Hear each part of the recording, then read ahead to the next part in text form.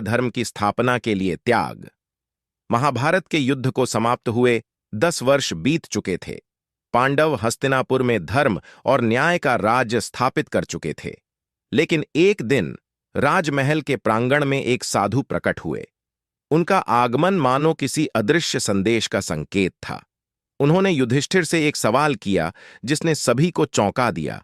धर्मराज, क्या आप अपना वचन पूरा कर चुके हैं? युधिष्ठिर और उनके भाइयों को ऐसा कोई वचन याद नहीं था। साधु ने बताया कि युद्ध के 13वें दिन अभिमन्यु की मृत्यु के बाद द्रौपदी ने आंसुओं में डूबकर अधर्म का अंत करने का प्रण लिया था। कृष्ण ने पांडवों से वचन दिलवाया था कि वे हर अधर्म का अंत करेंगे, चाहे वह कहीं भी हो। यह सुनकर सभा में सन्नाटा छा गया। भीम ने गुस्से में कहा कि उन्होंने युद्ध में सभी अधर्मियों का अंत कर दिया है। अब और कौन बचा है? साधु ने शांत स्वर में उत्तर दिया, कौरव वंश का एक बीज अभी भी जीवित है, युयुत्सु। युयुत्सु धृतराष्ट्र और उनकी दासी का पुत्र, कौरवों का एकमात्र ऐसा सदस्य था जिसने युद्ध के समय धर्म का साथ देने का साहस दिखाया। युयुत्सु का नाम सुनते ही पांडव अचंभित रह गए। उन्होंने युद्ध में धर्म का साथ दिया था। अर्जुन ने साधु से सवाल किया, युयुत्सु तो धर्म के पथ पर था, फिर वह अधर्म का प्रतीक कैसे हो सकता है? साधु ने कहा, युयुत्सु के भीतर अब भी प्रतिशोध की ज्वाला जल रही है। वह कौरवों के पतन का बदला लेने की भावना से मुक्त नहीं हुआ है। अधर्म केवल कर्म में नहीं, मन में भी होता है। पांडवों ने युयुत्सु को बुलाकर सत्य जानने का निश्चय किया। अर्जुन ने उससे सीधे पूछा, क्या तुम हमारे राज्य के प्रति वफादार हो?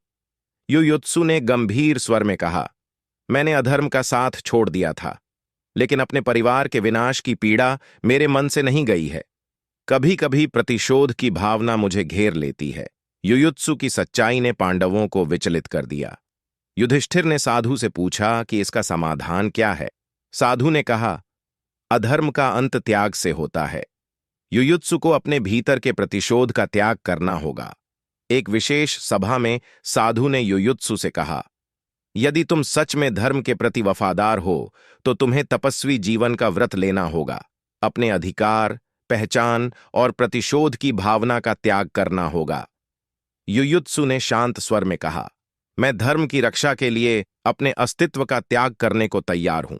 युयुत्सु ने अपने राजकीय जीवन को छोड़कर वन में तपस्वी जीवन का व्रत लिया। उसकी इस बलिदान ने पांडवों को धर्म का गहरा अर्थ समझाया।